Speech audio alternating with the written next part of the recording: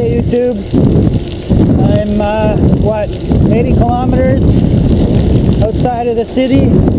No, I didn't ride out here. Well, I drove the car out here.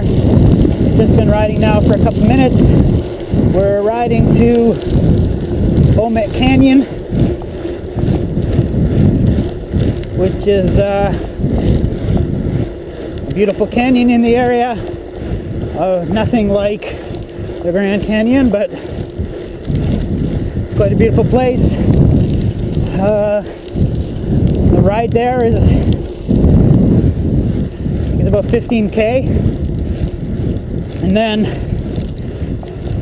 the last bit is a stiff climb, easily one of the biggest paved climbs in the area.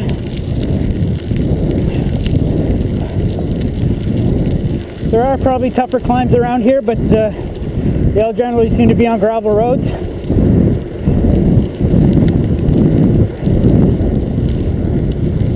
So it's been kind of unseasonably warm for a few weeks, and then it went back to normal. So it went back to normal and we got some snow.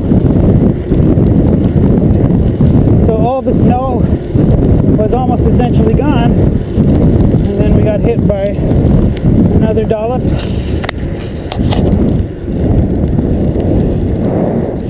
So yeah, the ride there isn't particularly exciting or interesting. Just a nice country ride. But we get to go up that big hill, and then we get to come down that big hill. The only issue might be is officially the park is closed. So there's a gate down, so cars can't go up it. So I don't know, with this recent snowfall, because as we approach it, we do gain a little bit in elevation. It might still actually be covered with snow. You see the cliffs up out in the distance.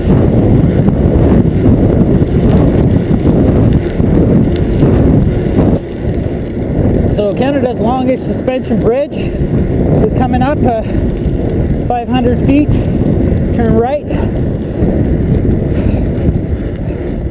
Why that sign isn't metric is beyond me. It's not open, I don't think, till May long weekend here in Canada. So I'll be coming out here to show you guys that on my motorcycle. Walk Canada's longest suspension bridge over Eagle Canyon. Goes for the season. Canada's longest zip line. 3K down that gravel road there. Like I said, it looks muddy right now. Okay, we're coming off the turnoff to the canyon road.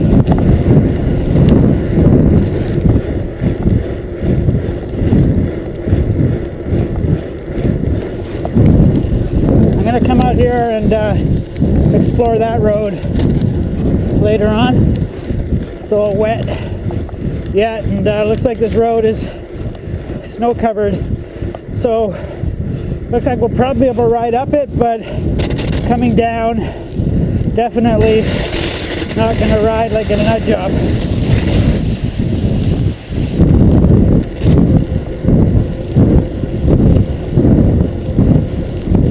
Steep slope, 3 kilometers to canyon.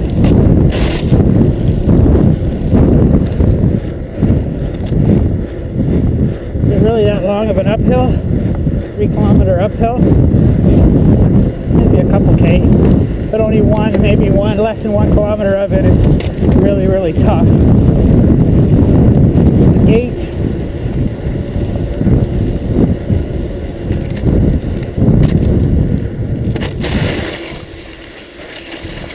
We'll work our way underneath it here.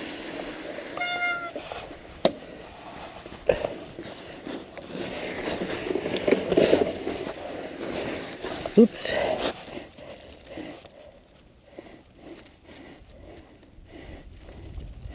That's the other camera.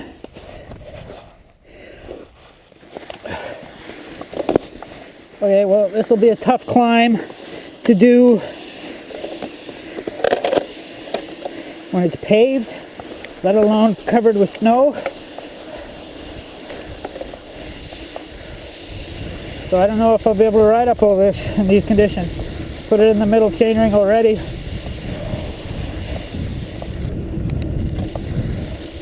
We're definitely going to come down it slowly. I got my cell phone with me, but I don't even know if it works out here. I'll have to check. Got like 55 psi on my tires, so they're really hard. If it gets more snow covered, I might have to let some air out of them. Now my general fitness right now is pretty good, but definitely 10-15 pounds overweight. I'll have to come out here another time when I can actually come down this thing at high speed.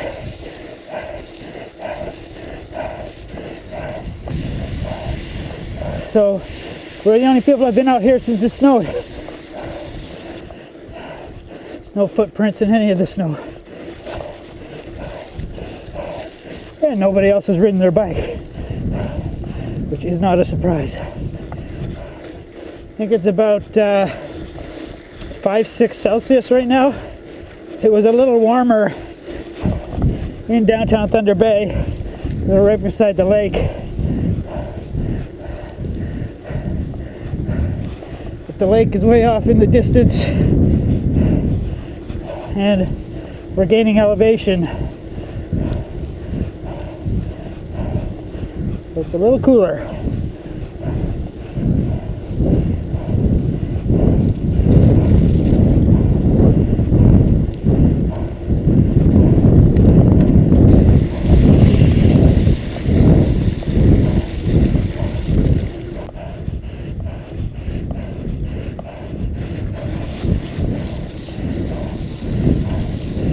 We got some wildlife footprints.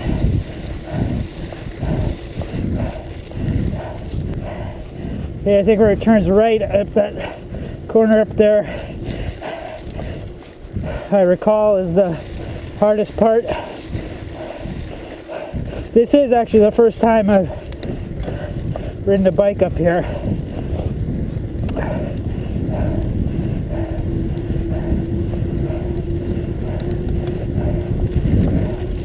I'm out here on a car, and last summer on my motorcycle.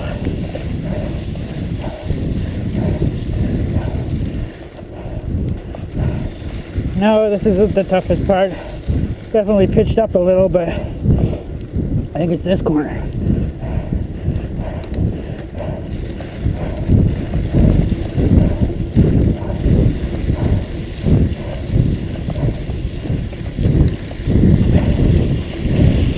Yeah. Now it goes up. Oh, thank goodness I'm riding my mountain bike. Use lower gear. I definitely am using the lower gear, especially riding through this snow. Very cool climb. Just too bad it's so far away from the city. Took 45 minutes to drive to the turnoff. My fitness isn't too bad. Definitely fitter than I was same time last year. Not that that's saying much. I had an accident December 2010. Never told you guys about it. I almost died. I was out on a bike ride and my crank snapped on the bike I was riding. It was a week before Christmas. There's a little bit of snow. It was a nice warm day for winter, and my crank snapped. It was first generation race-faced Next LP hollow aluminum with the carbon insert. And this is all secondhand information I'm giving you because I don't remember crashing. In fact, I don't even remember leaving the house to go for a ride. I went for that ride on a Saturday afternoon. I remember that Saturday morning I remember wanting to go for a ride. Next thing I remember is waking up in hospital 2 days later.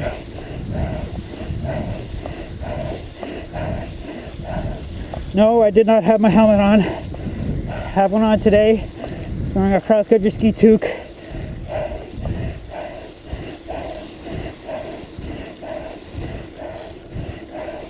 And the paramedic, I live in a city of 110,000 people. It's an isolated city.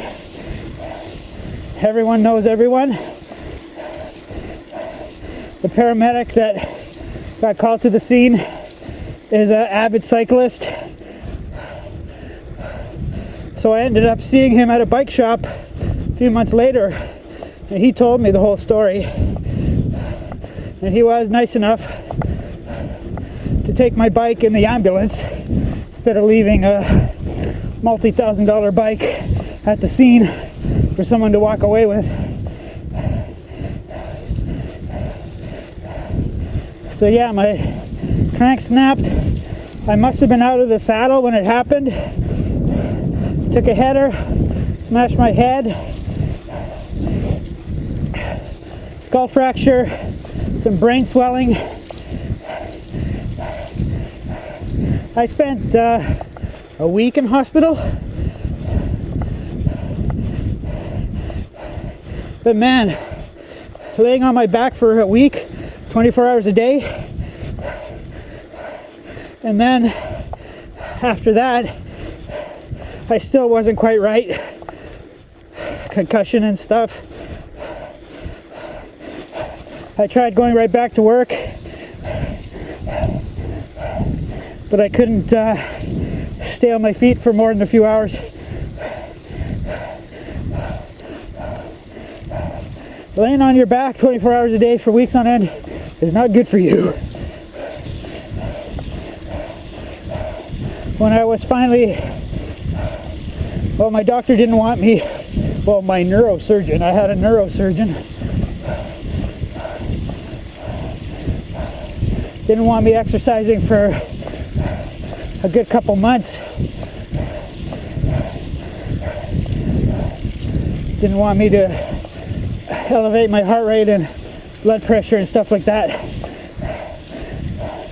So when I did finally start exercising, I was completely starting from scratch.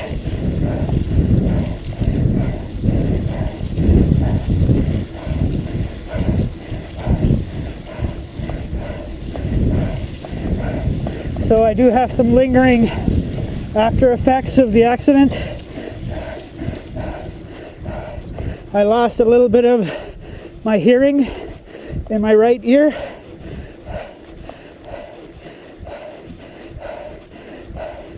And my sense of smell and taste have been affected. Sense of smell has been affected a lot. My sense of taste, just kind of certain things. Chocolate still tastes good, which is a big relief.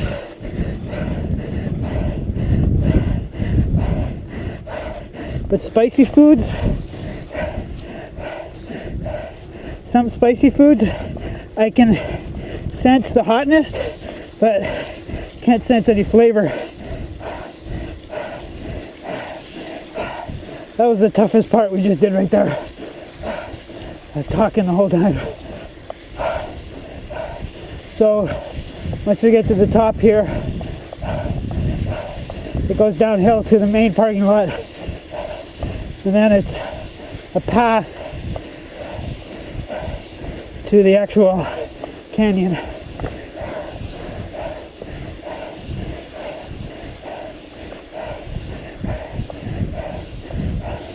I'm going to lower my tire pressure for the ride down.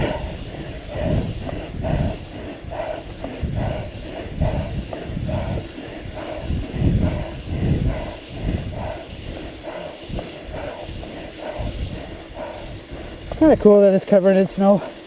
Certainly made the climb tougher, but we'll have to be extra careful on the way down.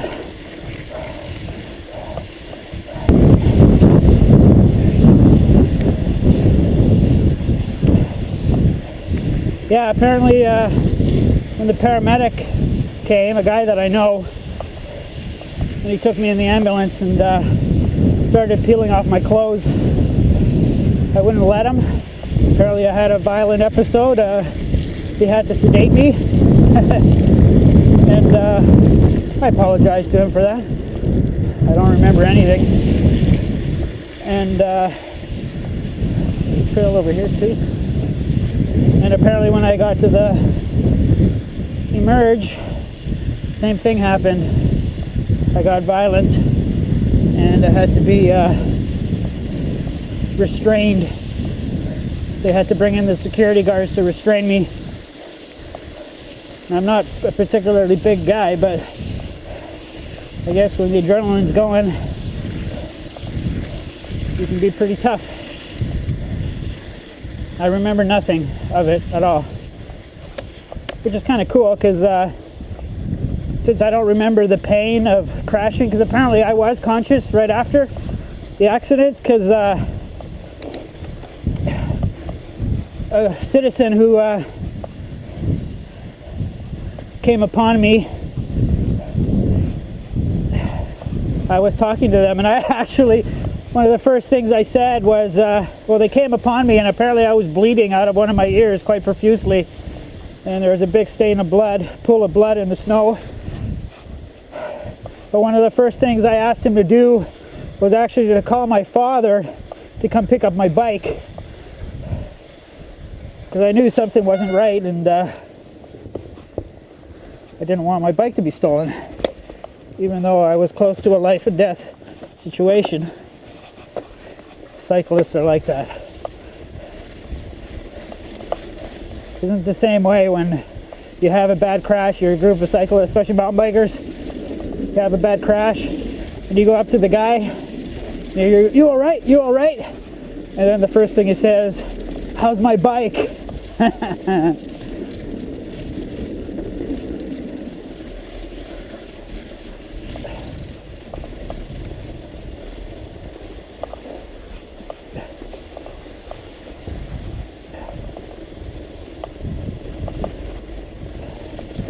So we're about to go over a cool little bridge with a cool view. Oh.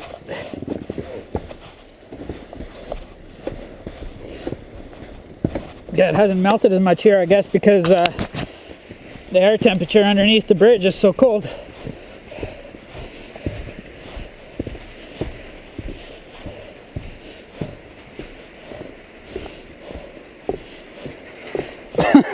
Look at the rear wheel, totally locked up.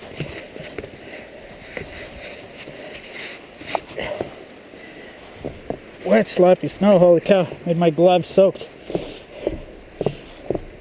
So this isn't the main canyon, but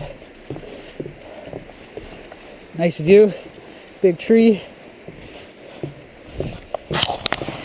Still have a few hundred meters to go to get to the actual nice view.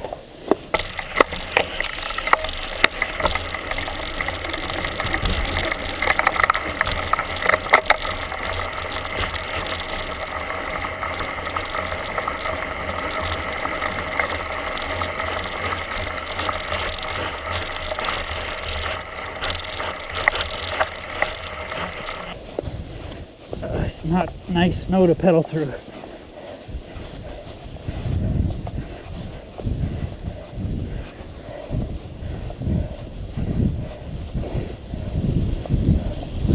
It's like heavy, sloppy, compacted. In the middle chainring, a 32 tooth on the back. And I'm having a tough time pedaling through this. So wet.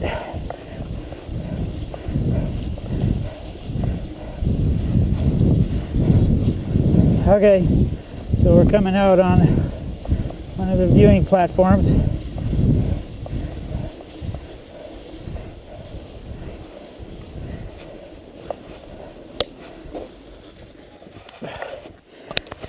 So this is Omit Canyon.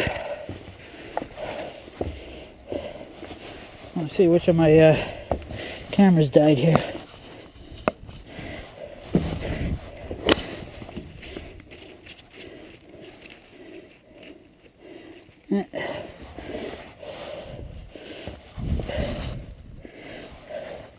It's the front tire view that died.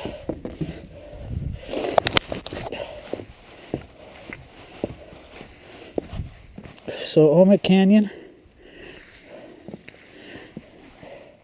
Not quite Grand Canyon. Still pretty impressive and beautiful. A few theories as to how it was created.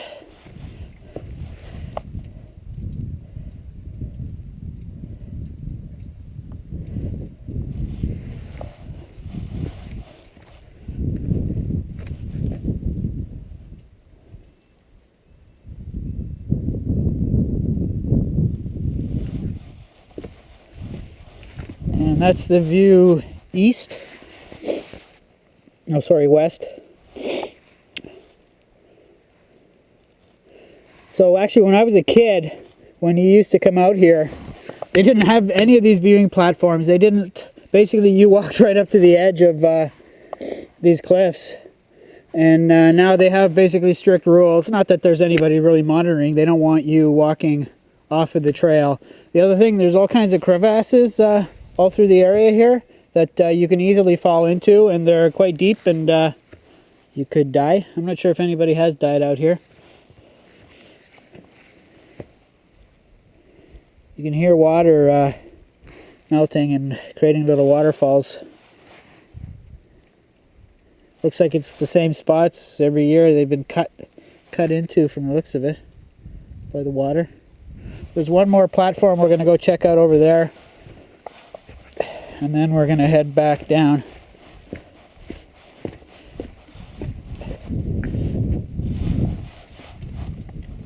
Be interesting to see if I can keep riding through this.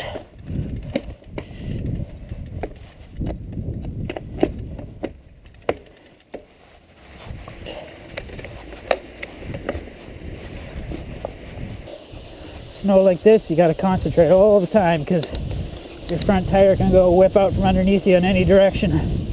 You always got to be ready for it.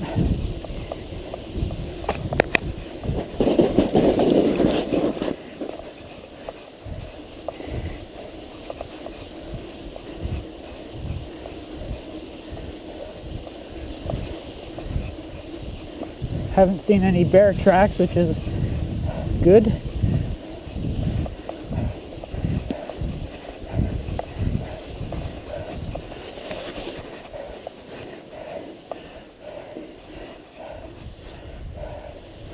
And the second viewing platform.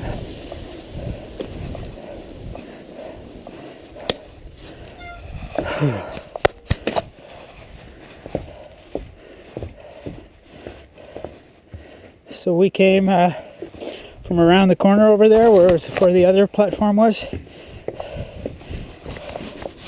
Around the corner there. And then we get a better view east of the canyon.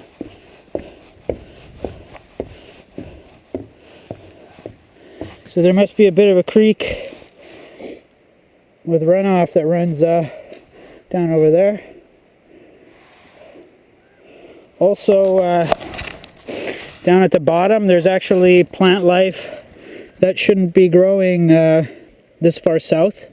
It's actually, you'll find Arctic plant life down at the bottom, and I guess it has to do with the climate that's down there.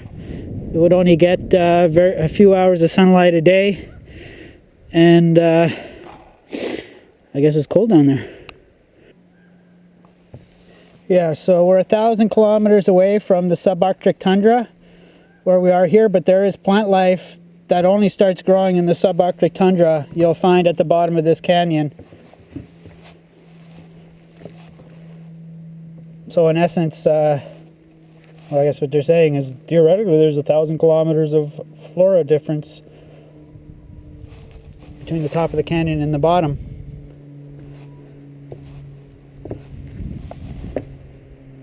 Okay. That's Omit Canyon. Now we gotta get out of here. I don't know if I'll be able to ride up this hill here. I'm gonna give it a try though.